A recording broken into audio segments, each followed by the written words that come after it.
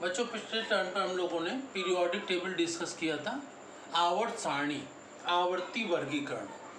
आवर्ती वर्गीकरण या पीरियोडिक टेबल के अंतर्गत हम लोगों ने पढ़ा था इसमें कि पीरियोडिक टेबल कैसी होती है, कौन कौन सी पीरियोडिक टेबल है और पीरियोडिक लॉ क्या है। आवर्ती जो पीरियड वर्गीकरण बना है तत्वों का, उसमें उनके पीरियोडिक लॉ क्या होते हैं, आवर्ती नियम क्या है, और इसके पश्चात जो उनके आवर्ती गुण होते हैं, पीरियोडिक फंक्शन कैरेक्टर्स होते हैं, उनको डिस्कस किया था। इसको 2 टर्न पर डिस्कस किया। आज उसी के आगे पीरियोडिक टेबल में, आवर्ती वर्गीकरण में, इसमें इनके कुछ क्वेश्चंस को, आंसर को डिस्कस करते हैं।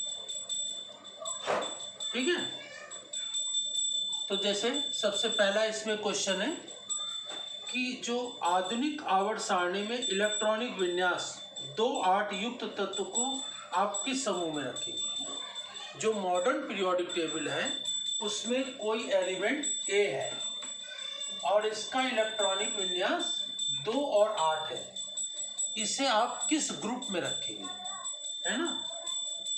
इसे आप किस ग्रुप में रखेंगे, सेकेंड ग्रुप में, 8th ग्रुप में, 10th ग्रुप में, 18th ग्रुप में, किस ग्रुप में रखेंगे। तो पीरियोडिक टेबल में एक एलिमेंट ए है, कोई भी ए है, और उसका इलेक्ट्रॉनिक विन्यास 2-8 है, तो इसे आप किस ग्रुप में रखेंगे।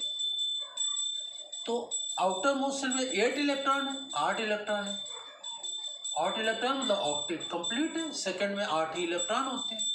और जब किसी एलिमेंट का ऑक्टेट कंप्लीट होता है, 8 इलेक्ट्रॉन कंप्लीट होते हैं, तो वो किसी से रिएक्ट नहीं करता है। और जो किसी से रिएक्ट नहीं करते एलिमेंट, उनको हमने लोगों ने किस में रखा है, 0 ग्रुप में। और यह लॉन्ग पीरियोडिक टेबल में 18 ग्रुप में सबसे लास्ट में रखा गया। लॉन्ग पीरियोडिक टेबल में कितने ग्रुप हैं, 18, तो ये 18वें ग्रुप में रखा गया लास्ट में। तो आउटर मोस्ट शेल में 8 इलेक्ट्रॉन है, तो ये एकदम लास्ट के ग्रुप में रखा जाएगा, 18 ग्रुप में। ठीक है ना। तो ये जिसका इलेक्ट्रॉनिक विन्यास 2-8 है, आउटर मोस्ट शेल में 8 इलेक्ट्रॉन है, तो इसका ऑक्टेट कंप्लीट है, तो ये 0 ग्रुप में या 18 ग्रुप में आएगा। ठीक है ना। तो ये ध्यान रखना है, आउटर मोस्ट शेल में 8 इलेक्ट्रॉन है, ऑक्टेट कंप्लीट है, तो इसको 18 ग्रुप में रखा जाएगा। इसके बाद नेक्स्ट क्वेश्चन है इसमें, निम्नलिखित में से किस तत्व की परमाणु त्रिज्या सर्वाधिक है। परमाणु त्रिज्या मतलब एटॉमिक रेडियस। एटॉमिक रेडियस किसका सबसे ज्यादा है। जैसे कि इसमें नंबर 1 है सोडियम, पोटेशियम, मैग्नीशियम और कैल्शियम। ठीक है ना। इसमें किसका एटॉमिक रेडियस या परमाणु त्रिज्या सबसे ज्यादा होगी। तो अब आपको इन 4 एलिमेंट्स में, 4 तत्वों में बताना है किसकी पीरियोडिक फंक्शन, पीरियोडिक टेबल में परमाणु त्रिज्या सबसे ज्यादा होगी। तो देखते हैं कि जब पीरियोडिक टेबल में लेफ्ट टू राइट मूव करते हैं, बाएं से दाएं जाते हैं, तो क्या होता है, इनकी जो परमाणु त्रिज्या होती है वो घटती है ना। जैसे इसकी परमाणु, ये इसका परमाणु का आकार बड़ा होगा और इसका परमाणु का आकार छोटा हो जाएगा, है ना। तो बाएं से दाएं जाने पर परमाणु त्रिज्या क्या होती है, छोटी होती चली जाती है। जैसे कि सोडियम से मैग्नीशियम छोटा होगा परमाणु त्रिज्या, इसकी atomic radius, atomic size. Potassium से कैल्शियम का साइज छोटा होगा। ठीक है ना। तो परमाणु त्रिज्या इन दोनों की बड़ी होगी, इन दोनों की छोटी होगी, क्योंकि लेफ्ट टू राइट मूव करेंगे। तो मैग्नीशियम की सोडियम की मैग्नीशियम से बड़ी होगी और पोटेशियम की कैल्शियम से साइज बड़ा होगा, एटॉमिक साइज। तो इन दोनों, इसका साइज इससे बड़ा होगा, इसका साइज, इस सोडियम का साइज मैग्नीशियम से बड़ा होगा। अब दूसरा देखते हैं, जो ग्रुप में ऊपर से नीचे आते हैं तो नंबर ऑफ सेल बढ़ते चले जाते हैं। तो नंबर ऑफ सेल बढ़ेंगे तो परमाणु त्रिज्या बढ़ेगी। तो यहां पर सोडियम में परमाणु त्रिज्या कैसी होगी, छोटी होगी यहाँ पर, ठीक है ना। सोडियम में क्या होता है, 2, 8, 1 होता है, 3 सेल होते हैं, और यहाँ पर 4 सेल हो जाते हैं, तो इसकी परमाणु त्रिज्या बड़ी होगी। तो देखेंगे सोडियम और पोटेशियम की त्रिज्या मैग्नीशियम और कैल्शियम से बड़ी होती है, लेकिन बड़ी इन दोनों में है, सोडियम भी पोटेशियम भी। अब देखना है कि इन दोनों में कौन बड़ी होगी, तो इन दोनों में पोटेशियम की बड़ी होगी, ठीक है ना। तो बाएं से दाएं जाने पर त्रिज्या छोटी होती चली जाती है, साइज छोटा होता चला जाता है, तो सोडियम की त्रिज्या मैग्नीशियम से बड़ी होगी और पोटेशियम की त्रिज्या कैल्शियम से बड़ी होगी, तो इन दोनों की बड़ी है। अब इन दोनों में डिसाइड करना है कि किसकी बड़ी होगी, तो ऊपर से नीचे तक चलने पर नंबर ऑफ सेल बढ़ते, तो इसकी त्रिज्या बड़ी होगी पोटेशियम की, इसकी छोटी होगी। तो इन चारों में सबसे बड़ी त्रिज्या किसकी होगी, एटॉमिक रेडियस सबसे बड़ा किसका होगा, पोटेशियम का। पोटेशियम का जो साइज होगा, एटॉमिक साइज सबसे बड़ा होगा। तो इस हिसाब से आपको देखना है परमाणु त्रिज्या सबसे बड़ी किसकी है, तो पोटेशियम की होगी।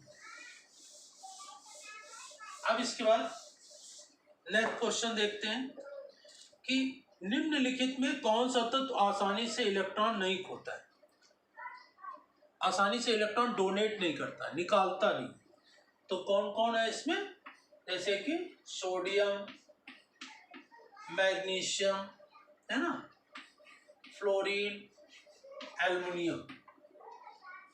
इन चारों में कौन आसानी से इलेक्ट्रॉन डोनेट नहीं करता, निकालता नहीं, त्यागता नहीं, कौन नहीं करता है ऐसे। तो देखिए सोडियम की आउटर मोस्ट सेल में 1 इलेक्ट्रॉन होता है, 2 8 होता है, 2 8 1। सोडियम फर्स्ट ग्रुप का है तो इसके आउटर मोस्ट सेल में 1 इलेक्ट्रॉन होगा। मैग्नीशियम सेकेंड ग्रुप का है तो इसकी आउटर मोस्ट सेल में 2 इलेक्ट्रॉन होंगे। एल्युमिनियम थर्ड ग्रुप का है तो इसकी आउटर मोस्ट सेल में 3 इलेक्ट्रॉन होंगे, ठीक है ना। और फ्लोरीन 7 ग्रुप का है, इसके आउटर मोस्ट सेल में 7 इलेक्ट्रॉन होंगे, ठीक है ना। तो अब ये ऑक्टेट कंप्लीट करने के लिए ये 1 ही इलेक्ट्रॉन है, तो ये आसानी से इलेक्ट्रॉन डोनेट कर देगा, क्योंकि यहाँ पर इसका 2 8 होता है, 2 8 1 है तो 1 इलेक्ट्रॉन दे देगा, तो ऑक्टेट कंप्लीट हो जाएगा।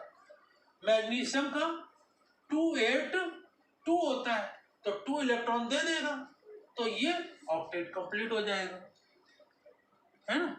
और एल्युमिनियम का होता है 2 8 3 होता है तो 3 इलेक्ट्रॉन दे देगा, तो ऑक्टेट कंप्लीट हो जाएगा।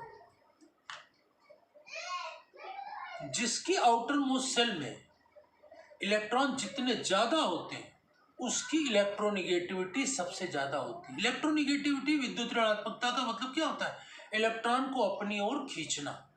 विद्युत ऋणात्मकता या इलेक्ट्रोनिगेटिविटी का मतलब होता है इलेक्ट्रॉनों को अपनी ओर खींचना।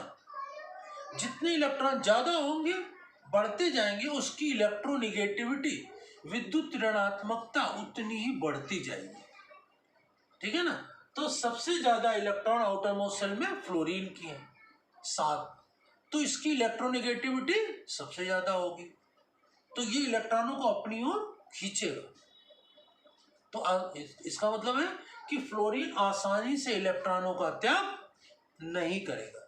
तो इस क्वेश्चन में पूछा गया है कि सोडियम, मैग्नीशियम, फ्लोरीन, एल्युमिनियम में से कौन आसानी से इलेक्ट्रॉन को डोनेट नहीं करेगा, आसानी से नहीं त्यागेगा, तो फ्लोरीन, क्योंकि फ्लोरीन में 7 इलेक्ट्रॉन है, 7 इलेक्ट्रॉन है, इसकी इलेक्ट्रोनिगेटिविटी विद्युत ऋणात्मकता सबसे ज्यादा है। विद्युत ऋणात्मकता मतलब इलेक्ट्रॉन को खींचने की शक्ति ज्यादा है, तो जब खींचेगा इलेक्ट्रॉन तो ये तो आसानी से डोनेट नहीं करेगा। तो इस प्रकार से यहाँ पर इन चारों में ऑप्शन क्या होगा, फ्लोरीन। फ्लोरीन की आसानी से इलेक्ट्रॉनों को नहीं त्यागेगा। अब इसके बाद जो नेक्स्ट क्वेश्चन है, नेक्स्ट क्वेश्चन में कौन सा समय धात्विक गुणों के क्रम में बढ़ते हुए क्रम में है। तो पहला इसमें है beryllium, magnesium, calcium. Beryllium, magnesium, calcium. दूसरा है sodium lithium, sodium lithium potassium. तीसरा है मैग्नीशियम, एल्युमिनियम और सिलिकॉन। चौथा है कार्बन, ऑक्सीजन और नाइट्रोजन। इन चारों में यह बताना है कि इसमें कौन सा ग्रुप जो है जो मेटेलिक करैक्टर के बढ़ते हुए क्रम में लिखा हुआ है। मेटेलिक करैक्टर क्रम से बढ़ता जा रहा है, क्रम से मेटेलिक करैक्टर बढ़ रहा है, कौन से समूह में, क्रम से। तो इसमें ऐसा मेटेलिक करैक्टर बढ़ते हुए क्रम में लिखना है। तो मेटेलिक करैक्टर कैसा होता है? लेफ्ट टू राइट मूव करने पर इधर मेटल्स होते हैं लेफ्ट में और इधर नॉन मेटल्स होते हैं। तो मेटेलिक करैक्टर इधर से इधर घटता है, पीरियड में लेफ्ट टू राइट मूव करने पर घटता है। और ग्रुप में ऊपर से नीचे चलने पर मेटेलिक करैक्टर नीचे इंक्रीज होता है, नीचे की तरफ बढ़ता है। लेफ्ट टू राइट घटता है और ऊपर से नीचे चलने पर बढ़ता है। इसको हम लोगों ने लास्ट टर्म पर डिस्कस किया। तो यहाँ पर ये कार्बन चौथे का है, ये 6 का है और ये 5th का है। तो मेटेलिक करैक्टर को क्रम से बढ़ते हुए क्रम में इसमें नहीं लिखा गया, ये तो क्रम ही गलत है ना। 4, 6, 5 गलत क्रम है ना। इसमें देखिए मैग्नीशियम ये 2nd का है, ये 3rd का है और ये 4th का है। तो ये क्रम से 2nd, 3rd, 4th क्रम से इधर चलने पर क्या होता है? नॉन मेटेलिक करैक्टर बढ़ता है। तो नॉन मेटेलिक करैक्टर बढ़ रहा है लेफ्ट टू राइट में। तो यहाँ पूछ कर ना मेटेलिक करैक्टर बढ़ते हुए क्रम में लिखा, तो ये भी गलत होगा, है ये भी गलत है, ये भी गलत है। अब सोडियम लिथियम पोटेशियम है, सोडियम लिथियम पोटेशियम। सोडियम के ग्रुप में ये एक ही ग्रुप के तीनों हैं, फर्स्ट ग्रुप के हैं, लेकिन सबसे ऊपर होता है लिथियम, लिथियम के बाद सोडियम, फिर पोटेशियम है। पोटेशियम सबसे नीचे होता है, लिथियम, सोडियम, पोटेशियम। तो क्रम से ऊपर नीचे बढ़ते हैं तो मेटेलिक करैक्टर बढ़ता है। तो मेटेलिक करैक्टर में सबसे ऊपर लिथियम, फिर सोडियम, फिर पोटेशियम। तो ये क्रम सीरियल नहीं है। ऊपर वाले में देखिए बेरिलियम है, बेरिलियम कैसा है? 2nd ग्रुप का है। तो बेरिलियम सबसे ऊपर है, फिर मैग्नीशियम है, फिर कैल्शियम। ये क्रम से है, 2nd ग्रुप में है लेकिन क्रम से लिखे हुए हैं। सबसे ऊपर बेरिलियम, फिर मैग्नीशियम, फिर कैल्शियम। और ऊपर से नीचे चलने पर क्रम से मेटेलिक करैक्टर इंक्रीज होता है, धात्विक गुण बढ़ता है। तो आपको ये बताना है कि किस ग्रुप में मेटेलिक करैक्टर धात्विक गुण जो है वो क्रम से बढ़ रहा है। तो इसमें धात्विक गुण क्रम से बढ़ रहा है, सबसे ऊपर बेरिलियम, फिर मैग्नीशियम, फिर कैल्शियम। क्रम से ऊपर से नीचे आ रहे हैं, सबसे ऊपर फर्स्ट ग्रुप में बेरिलियम, फिर मैग्नीशियम, 2nd ग्रुप में फिर कैल्शियम। तो इसमें बढ़ रहा है। तो इसका आंसर क्या होगा? सबसे फर्स्ट वाला, कि इसमें धात्विक गुण या मेटेलिक करैक्टर के बढ़ते हुए क्रम में इसको रखा गया है। तो इस प्रकार से हम लोगों ने कुछ ये जो क्वेश्चन आंसर थे वो हमने आपको डिस्कस किए, समझाए पीरियोडिक टेबल। तो ये आप लोग ध्यान से करेंगे, समझेंगे, और इसमें कोई प्रॉब्लम हो तो आप लोग डिस्कस करेंगे, क्या समझ में नहीं आया, ठीक है ना। और फिर नेक्स्ट टर्म पर इसी के आगे हम लोग डिस्कस करेंगे, ठीक है ना। तो इसको तैयार करेंगे और नेक्स्ट टर्म पर आगे इसी में डिस्कस किया जाएगा, नेक्स्ट टॉपिक को, नेक्स्ट चैप्टर।